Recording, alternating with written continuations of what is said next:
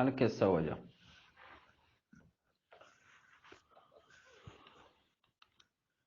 نی همشین وجه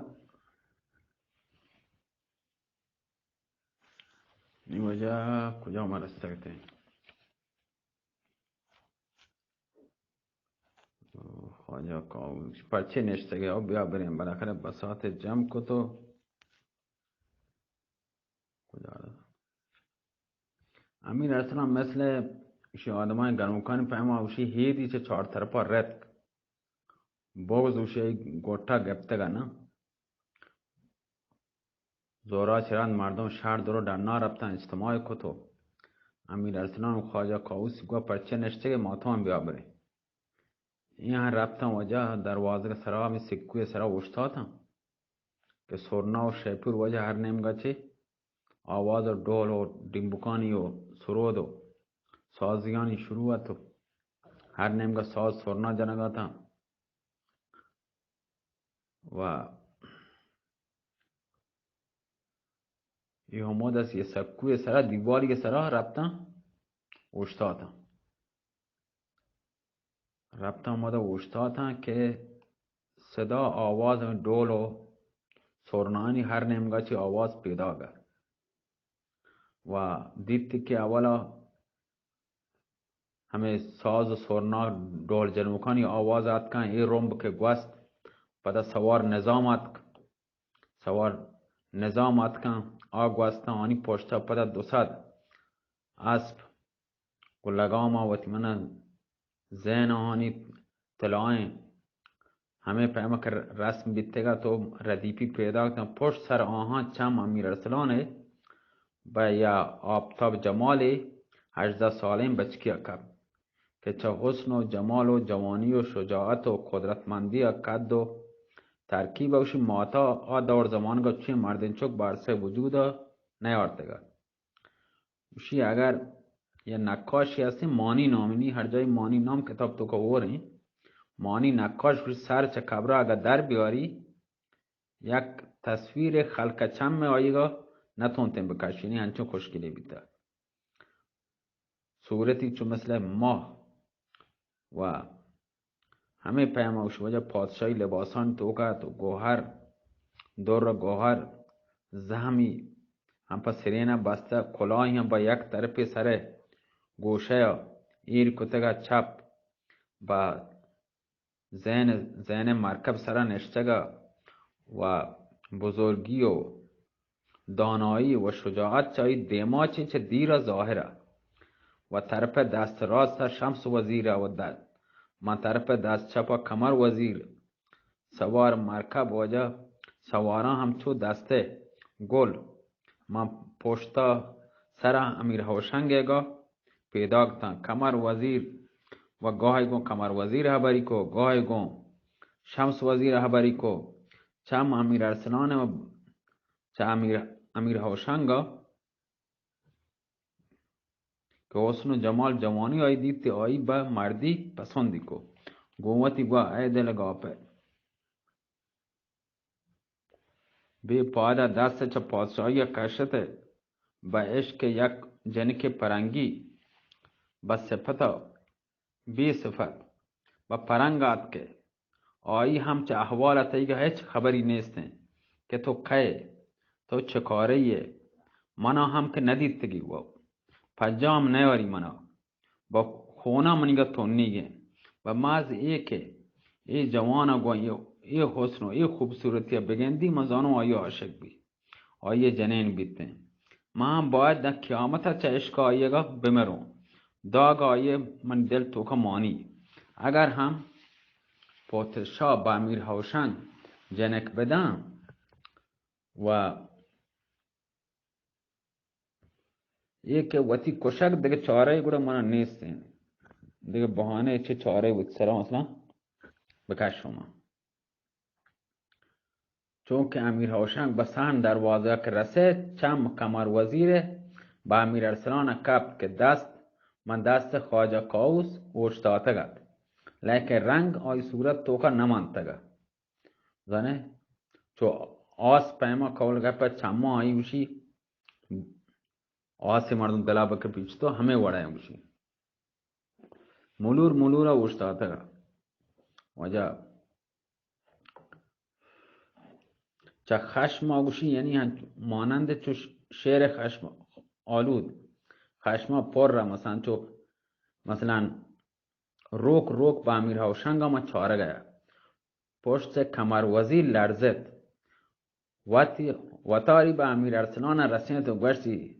امیر ارسلان رکیب وتی دید چونه جوانی هستین لایق هستین که مرد بیته ملکه آپاکه یا نه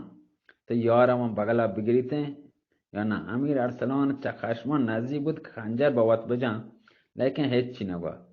کمر وزیر گوشت پرچه جواب نده گوشون یا امیر روشن چونه جوانیه امیر ارسلان هسته یا نه جوان با خدا اگر هنی هم تو من گوش کردم بگوشه ما ارسلانو توبه کتا به عیسی روح الله قسم که جنک بایا بتا داون بگوش دیگه آخری کلامه اگر مگوشه جنک به ای جوانا من دیون امیر ارسلان گوشت وزیر واقعا تو آدم بد پیلی سکن لجبازی گم منا چکارا یہ کاران گو بل من تماشا کنو کمر وزیر گوشت تو امیر ارسلان نه امیر ارسلان گو نه کمر وزیر گوشت ملکه هم نلوٹه آیا به جوانا بدون امیر ارسلان گوشت امیر ارسلان که و جنک چی لود و نما امیر ارسلان و نه جنک لوٹو تو هم آیا به هر کسا ده بده کمر وزیر گوشت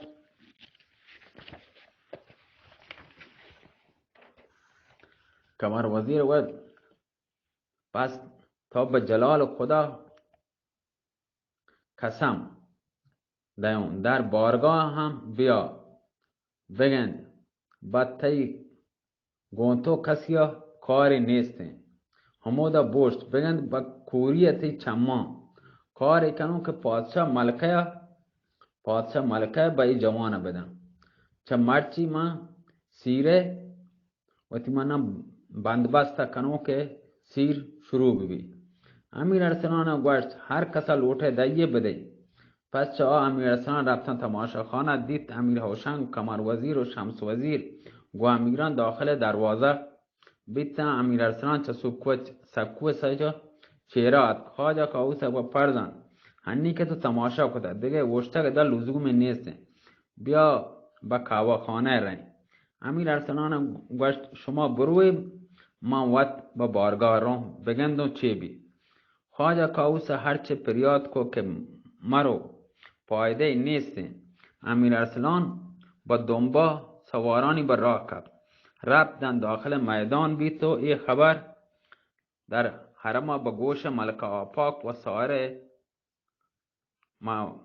وطمنا بانوکان بودگان که رئیسانی عمرانی و وزیران جن چوکمودن گرپیان رسه و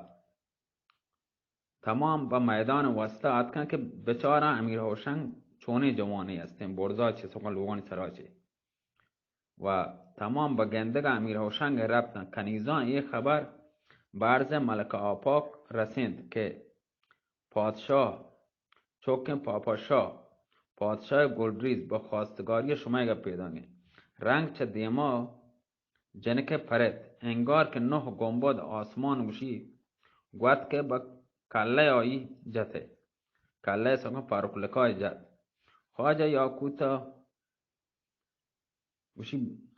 یاکوتا بیاری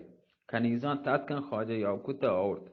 خواجه در برابر ملکه تعظیم کت و پاروکلکای آورد خواجه یاکوت ما شهر توکا چه خبر هستین عرض کت قربان امیر هوشنگ چوکن پادشاه کلاد چارم پرنگ مرچی وارد شهر بیتا گوشنگ پتی خواستگاری پیدا گه ملکه و خواجه یاکوت با بارگاه برو بگند پتون و وزیران و امیران چه گوشنده و ای پسر چه گوشی منظور آیه چی وقتی که اتکه به من بگوش